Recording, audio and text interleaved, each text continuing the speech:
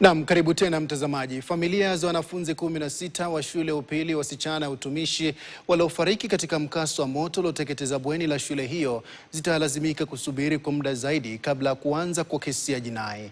Wanafunzi 8 wanaotuhumiwa kuwasha moto huo uliosababisha vifo hivyo nao walitarajiwa kufikishwa mahakamani leo hii ili kujibu mashtaka dhidi yao. Mahakama Kuu ikiagizwa wafanye ukaguzi wa afya ya akili ili kubaini iwapo wana uwezo wa kusimama kizimbani na kujibu mashtaka hayo. Grace Ng'ang'a ana taarifa zaidi. Wanafunzi 8 wa shule ya upili ya wasichana ya utumishi wameagizwa kufanyiwa uchunguzi wa afya ya akili kabla ya kujibu mashtaka 16 ya mauaji yanayohusiana na moto ulioteketeza bweni la shule hiyo na kusababisha vifo vya wanafunzi wenzao 16. Wanafunzi hao walitarajiwa kufikishwa katika mahakama ya Kibra.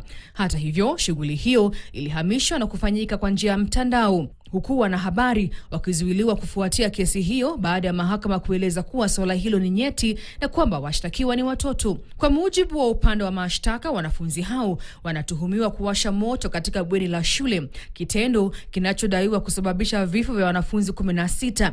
Hata hivyo, bado hawajajibu mashtaka na madai hayo yataamuliwa na mahakama wakati wa usikilizwaji wa kesi. Badala ya kujibu mashtaka, Mahakama Kuu iliamuru wanafunzi hao wote 8 wafanyiwe uchunguzi wa afya ya akili ili kubaini iwapo wana uwezo wa kusimama kizimbani. Kwa sasa wanazuiliwa katika makao ya watoto ya Nairobi wakisubiri matokeo ya uchunguzi huo.